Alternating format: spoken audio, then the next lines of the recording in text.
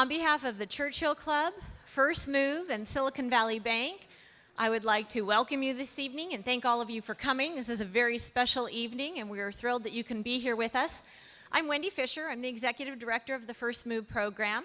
And with me, I have Aaron Gershenberg from Silicon Valley Bank. When you came in this evening, you all put a ticket into this little bucket right here, and that was for the chance to play Magnus Carlsen. So the first thing we're going to do is have our drawing. And then if you're not the winner, since that's only one ticket, you'll have the opportunity to purchase your seat through auction. So Aaron?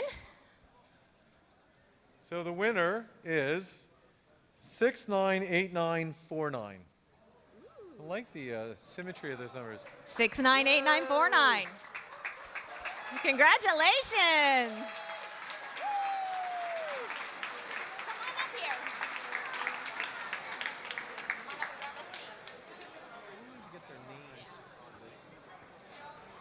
And what's your name?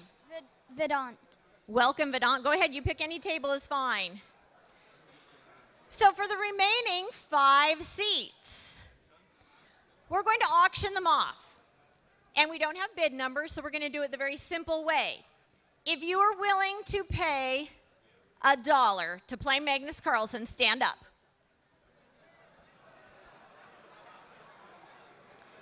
Okay, we're at $1. Wow, some of you aren't even willing to pay $1? Or you're just petrified. I'm like, no way. Okay, if you are willing to maintain your bid at $100, remain standing.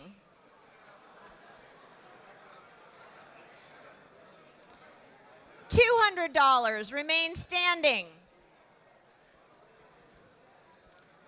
Maybe do $500.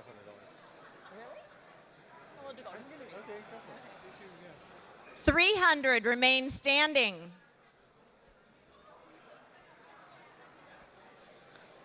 Maybe a show of hands? Yes.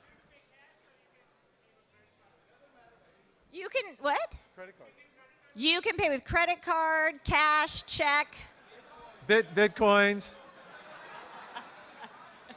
Yes. So how many do we have? How many Okay, we still have 1, 2, 3, 4, 5, 6, 7, 8, 9, 10. We got a whole slew of people standing up there, but I think they're confused. Okay, so we're at about 10 people for 5 slots. So we'll take it up another 100. What are you at? We're at 4 or 5. Okay. So I think we're at $500. How many people? Can I see a show of hands at $500? 1, 2, 3, 4, 5, 6. Wow. Wow. Okay, so let's go to 550. Did anybody sit down at 550? What? Okay, we did. Well, we're going to drop. I think we need to fill 5 seats. So I think it's 750. Okay, we got one out. So let me see a show of hands. 750. 1, 2, 3. Okay, let's come up. Let's those at 750 come up. Oh yeah, this is all tax deductible. And this is, by the way, what are we doing with this money? We're supporting the First Move chess program, which is a nonprofit that puts chess into 2nd and 3rd grade classrooms to teach critical and creative thinking skills.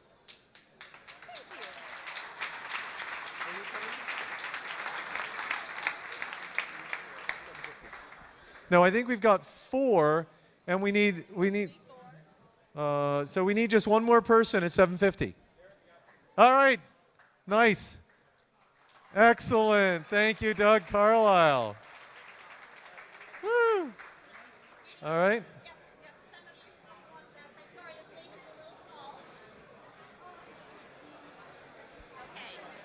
We can bring Magnus out. Are you going to take it from here? You all will be playing black. Let me see the mic. Okay. Okay, so I'm going to go get Magnus Carlsen, and please, when he comes in, give him a standing ovation. Here's a 23-year-old who was just successful in November and winning the World Chess Championship. He's someone who's going to be a part of our lives for many, many years to come. Let me go get Magnus, and we'll give him a big, warm round of applause. And then we have the standard announcement for housekeeping. Please turn off your cell phones, text messaging systems, other devices that make noise and are irritating to your friends and neighbors. So the way the simul works, all of our players up here will be playing black. Magnus will be playing white. The key, though, is that he will be sitting in this chair blindfolded. He will have his manager, Espen Augustine, moving for him as he calls out the moves. We will move from one board to the next. When Espen stands at this board, the player must call out their move, loud enough so that Magnus can hear. Magnus will immediately call out his move, Espen will make it, and go to the next board. You call out your move, Magnus calls out his.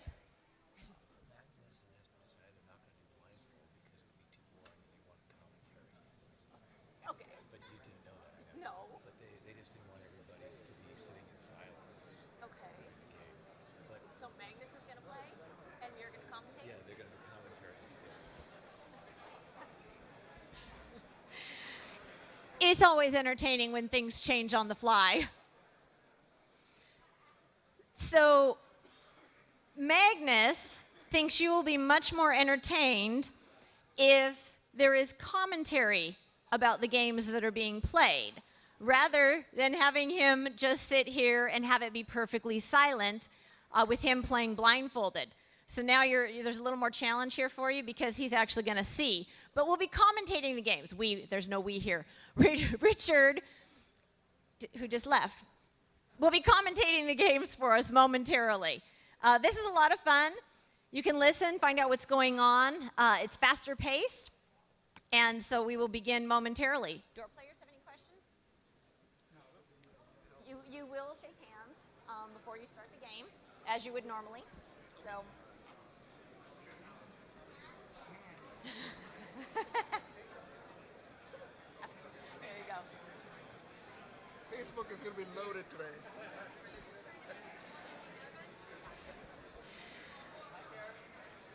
Magnus has taken his time trying to make these guys nervous.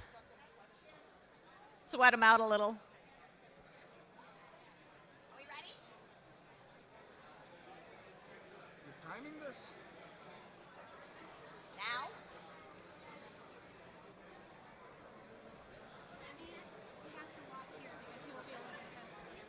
Okay. So we, Yeah, take that. Please join me in welcoming Magnus Carlsen.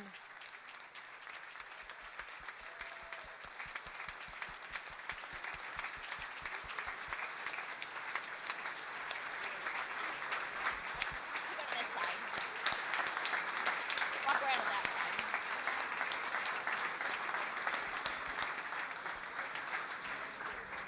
Come on up. How's he going to? He's going to come around the chair. It's a very small stage. I don't think you need a shoe. No, we're going to remove the chair. So, yep. All right. Welcome, Magnus. Thank you. You got yours? I've got. Okay. All right, let the games begin. Just to let you know, these are really small tables.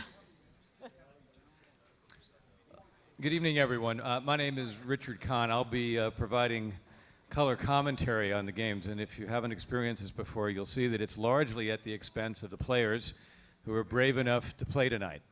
My normal job is running a venture capital group down in Orange County, but I ran years ago to be the deputy president of the World Chess Federation, and Magnus and his team and I became good friends. So since I'm up here today, we're going to do this yet again, and we're going to have a good time. Let me ask first, does anybody out here play chess? How about the kids?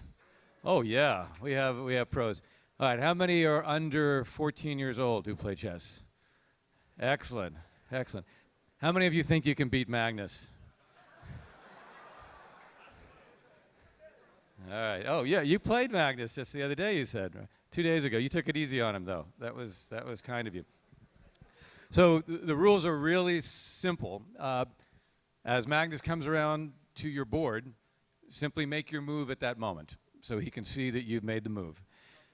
He's not going to play blind tonight. The reason he decided, and the team decided not to have him play blind is because largely it would not be interesting to the group that's watching, because they wouldn't be able to enjoy the game and understand what's happening. We're going to try to have the cameramen look at the boards periodically and show you what's happening up on the screen, so as we have commentary, you can follow what's happening in the game and perhaps suffer along with the players or cheer them on.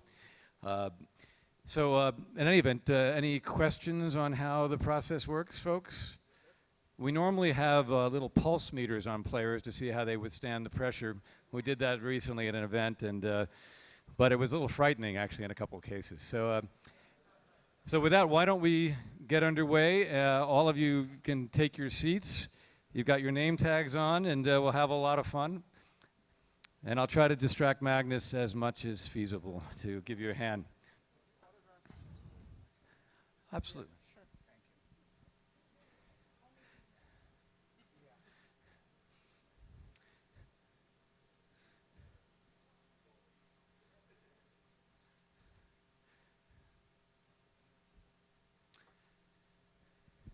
So at the beginning of the game, you'll see that all the players are going to try to control the center of the board. That's one of the basic strategies in the first few moves of the game.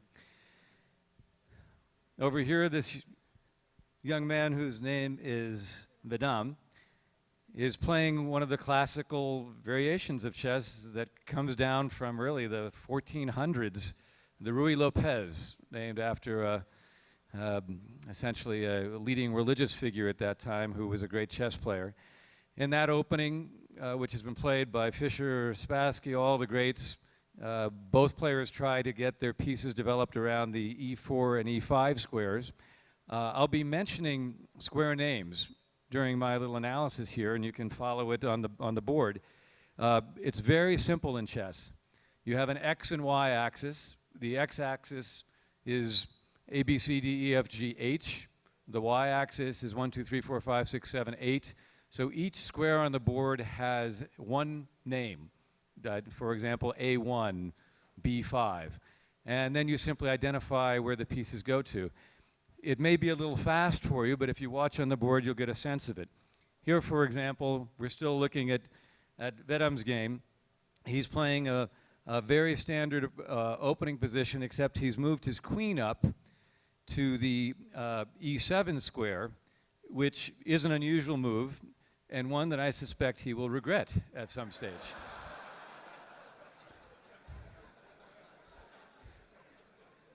The reason for this is that here sitting on E7, the queen blocks the development of the bishop.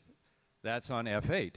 And in the early stages of the game, you have to get all of your pieces developed to good squares in the middle of the board if possible, or at least affecting the middle of the board. And so hopefully he'll find a way to move that queen and get it to a better location so he can complete his development. It's not unlike the concept if you're entering a battle and you have 10 planes to fight with. You don't want to go into your battle mode with just one of them circling the enemy camp. You'd like to have all 10 available to you to help defend. In the second game here with Andrew McLean,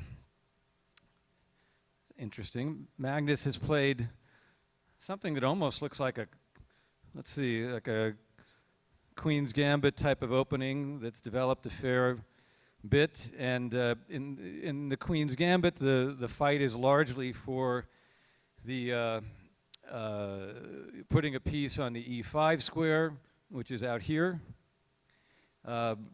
And one issue that Andrew is going to have in this game that you can see right at the very outset is he has a bishop here on E6, which is defending his pawn in the middle, but it doesn't have what you would call scope. The way to think of some ideas of chess is that each piece has value depending on where you put it. So take a simple example. If you put a knight on the edge of the board in the corner, it can only move to 2 squares. If you put it in the middle of the board, it can move to 8. And so the knight in a good position has far more power. In this situation, if you have the bishop on the E6 square, you can see that it is largely blocking its own movement because it's serving the role of a pawn. protecting the pawn on d5, which is an important role to play, but it's not where you want to put one of your pieces ultimately if you have a choice. Abel. By the way, do any of you guys play serious chess, tournament chess? I'm getting a lot of you do. Excellent. Well, now we have very high expectations for you, Ryan. I'm going to come over here in a minute and, oh boy.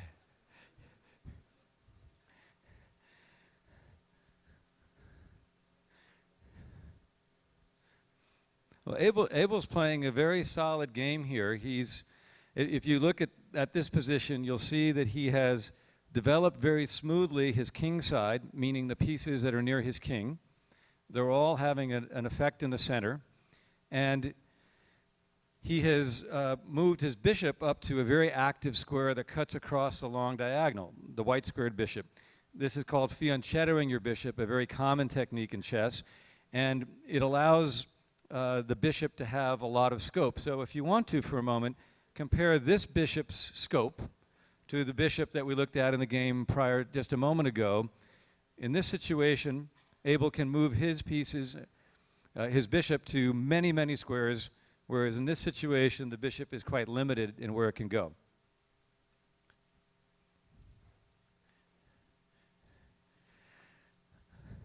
Now, Jim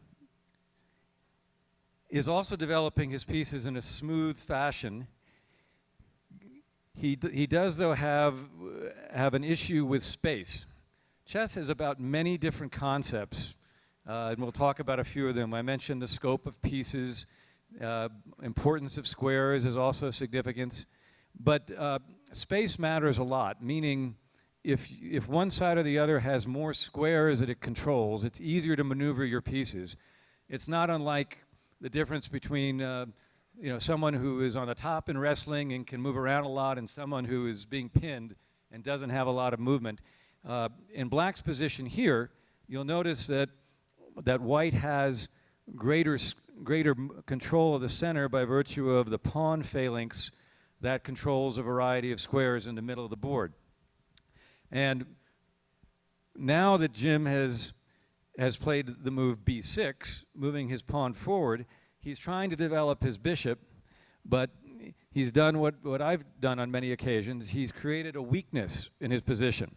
The weakness is this square here on c6, which is now being attacked by Magnus's pawn and cannot be defended by Jim's own pawn. And so in some positions, Magnus may find a way to place one of his pieces on that square, because what Magnus will be trying to do is get each of his pieces into a very active position in the middle of the board that controls key squares in the enemy camp.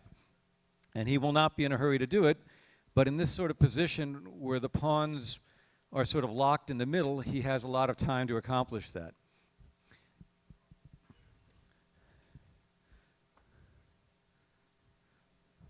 Rohit is playing speed chess here. I've never seen a game develop quite this fast. A lot of pieces have already been exchanged in this, so I can't tell what the opening was, but it looks like it was. Do you know what opening you played? No idea. I haven't named it yet. You haven't named it yet. It may be it may be the one that I invented called the Harry Carey opening. But it looks as if he is down some material here, meaning that it appears that Magnus has an extra bishop. Am I right about that? It looks that way. And being down material is not the end of the world in chess, but it certainly is not the beginning either. And in this position in particular, you can see that the white squared bishop that's sitting on d5 is a very strong piece. It has no counterpart in the black camp, meaning the black no longer has a white squared bishop. And so that bishop just sits there covering the white squares in the black camp without any challenger. That's a really hard thing to deal with because there's so much pressure that extra piece creates. Now, Ryan told me that he is a future world champion, and so I have high expectations of what you're going to do here.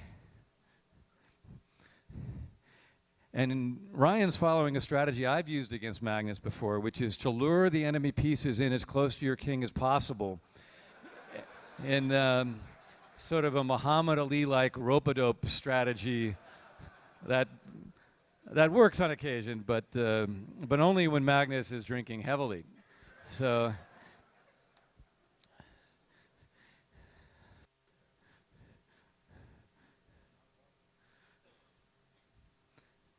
now, Ryan, did you sacrifice a piece already?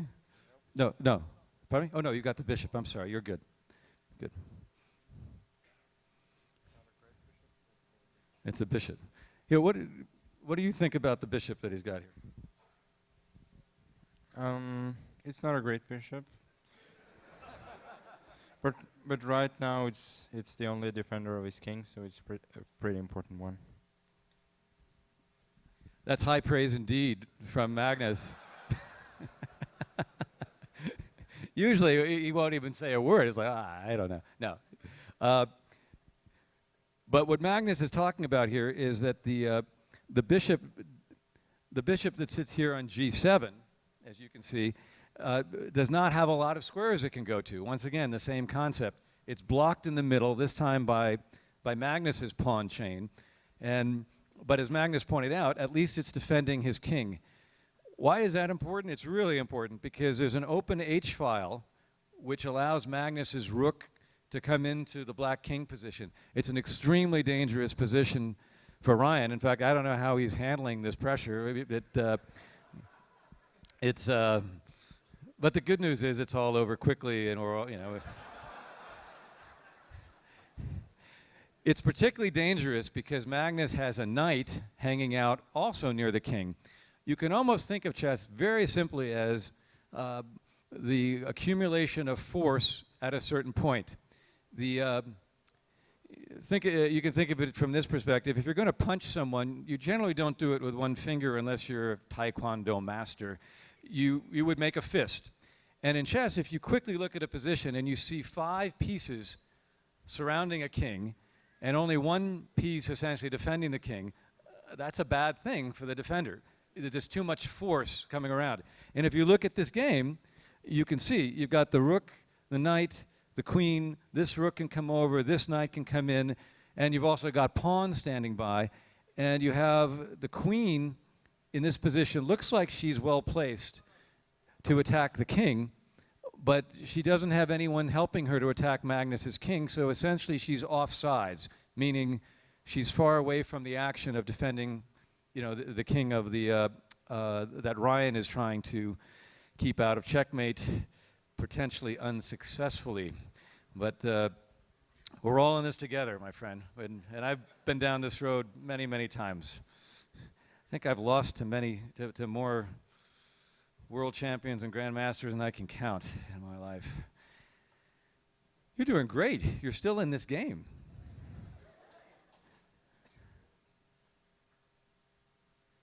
I just have to ask, the young people here, under 14, let me hear some cheering right now for this young man, for what he's doing here. Yeah, he's doing it. Yeah. Now, how do you like your position? I hate it. I hate it. Okay. When you have time, try to get your bishop out of here. Let's take a look here. You see this? I'll try to get out of the way. Do you see your bishop that's sitting on the C8 square? That's blocking in that rook as well. So you've got 2 pieces that are still essentially in your hanger that you haven't gotten into the area yet. Got to get those out if you can. Magnus has asked me not to coach you in this, but we'll see. Did you resign?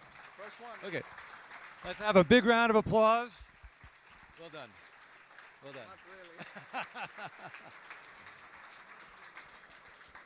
But you're also supporting a worthy cause, getting kids to play chess. That's a good thing. Yeah. And I know you all here are playing a big leadership role in the country and making that happen. Those of us from New York very much appreciate it. Okay, so how is that strategy going, Ryan, of bringing all the pieces closer to your king? got rid of his queen, so I'll ask a couple more moves. Ryan's right. He was able to exchange queens. That's a big help because the queens are the big attacking pieces. So when you're defending, you try to get rid of the biggest artillery for your opponent. Jim, what do you want to tell all the folks about the position of having all these pawns? I'm busted. Busted.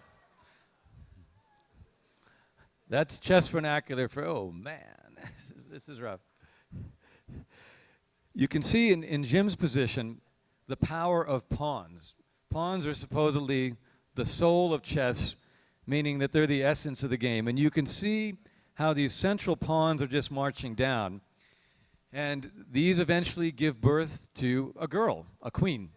And in this sort of situation, it's very possible that Magnus could end up with a couple of extra queens eventually when they reach the 8th rank. That's the danger of having the pawns marching down. They also cramp your pieces. They don't give you a spot where you can post your pieces because the pawns knock them away. I can tell you one thing, Jim, it's a lot easier to stand here than to be behind there with you.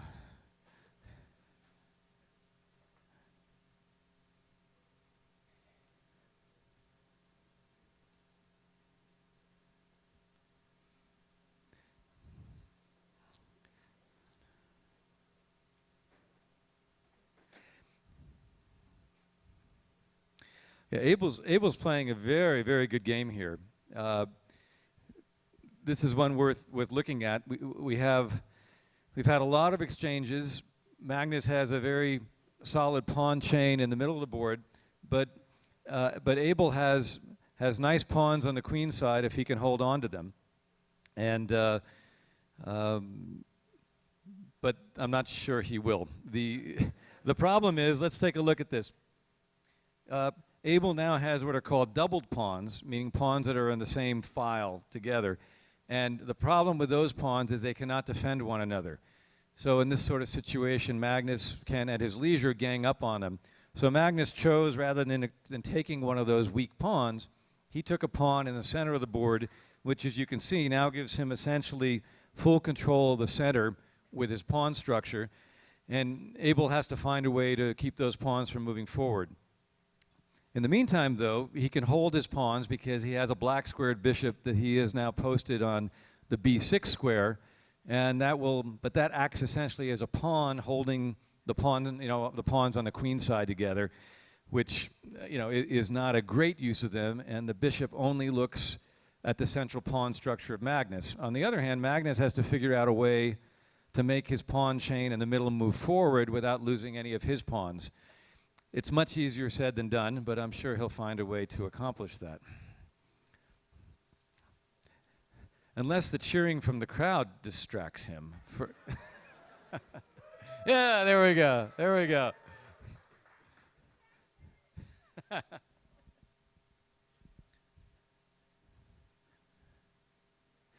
You're only down a piece, right? And a pawn or so. More or less.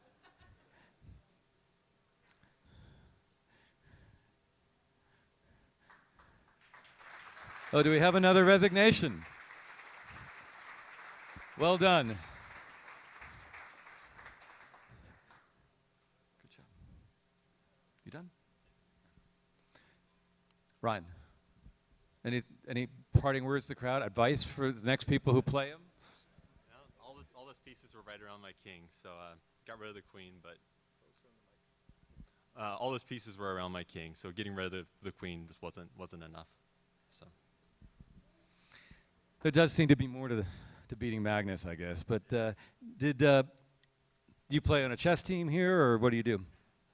Or just for fun? I used to play when I was younger. I play around here some. Well, all I can say is if you'd been educated by first move, you would have won this game. There's no question about it.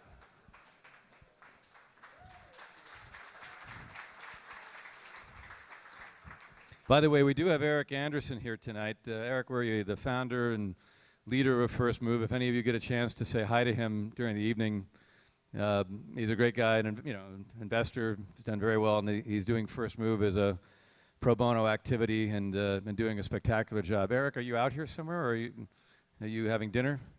Oh, there he is, back there. There's the man.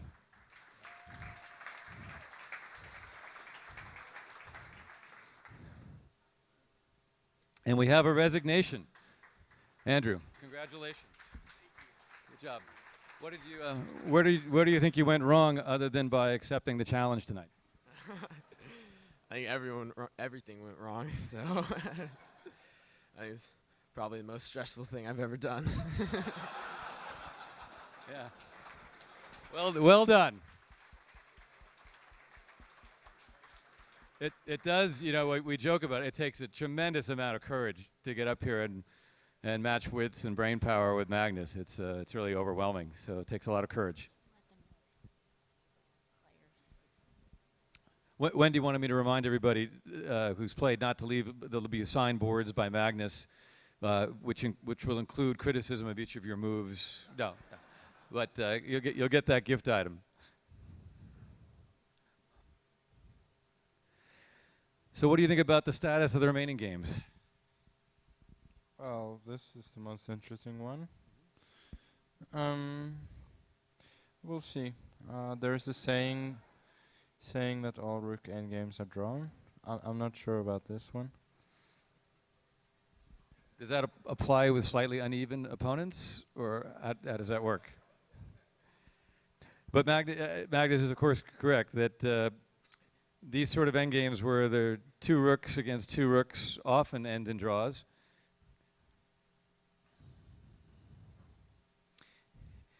You'll notice when you look at this board that Abel is playing that the game changes as it develops. At the beginning of the game, you want to put your king behind a fortress of pawns and stay safe, because there are many pieces on the board and you can easily be attacked. As the game progresses and you reach an end game, as Abel has here by playing brilliantly to get to this stage, the king becomes a fighting piece. It's no longer in danger really of being checkmated except in unusual circumstances, but it can do a lot of good if it gets to the middle of the board and starts attacking pieces and pawns. So the nature of the game shifts tremendously.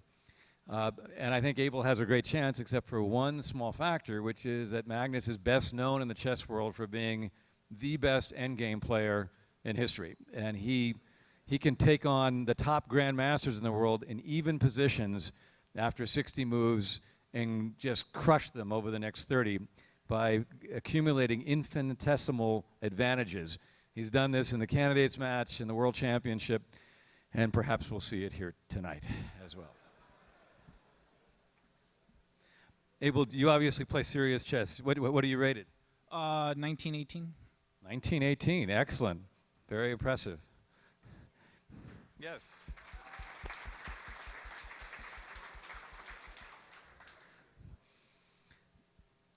Now Abel is down one pawn in the end game, which is not necessarily fatal, but there is a significant rating difference between these two gentlemen.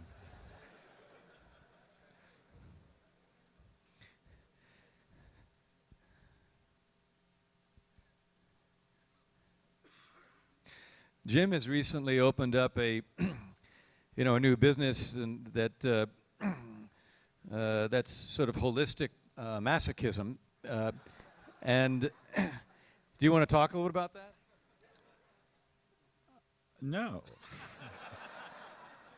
He has 4 pawns coming down towards the queening squares, and it's a challenging situation, but he is finding ways to defend. But this is going to be tricky, really tricky. Magnus has made mistakes in these positions, but unfortunately he was only 3 years old at the time.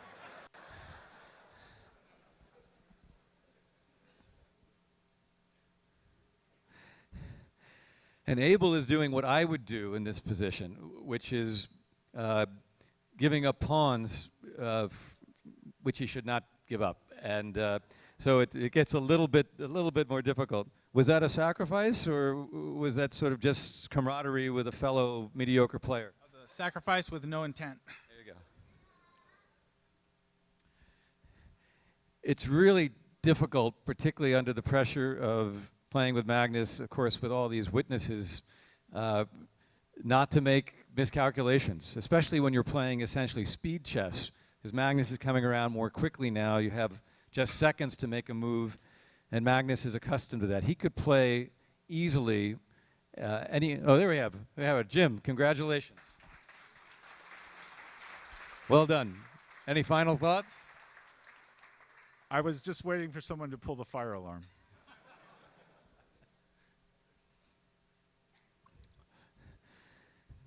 But my point was, Magnus is a spectacular speed player, so he can calculate variations in a split second, even with a buddy talking aimlessly, during his evaluations.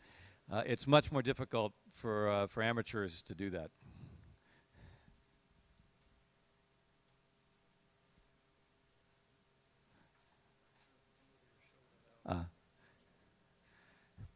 I believe that Abel just decided to contribute to the charity one of his rooks. Oh, we have a resignation. 2 resignations. Let's hear it for both of these gentlemen.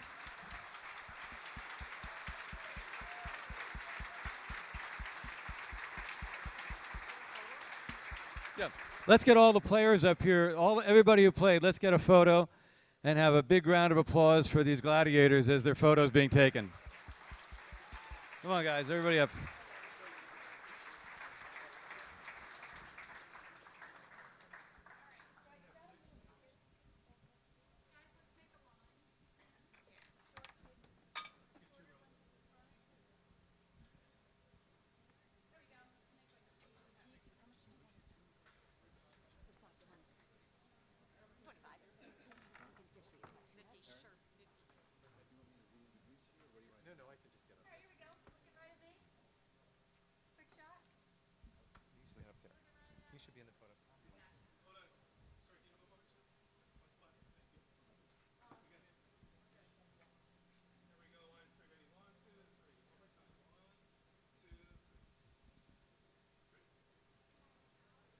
Let's get another big round of applause for the opponents and Magnus and Richard.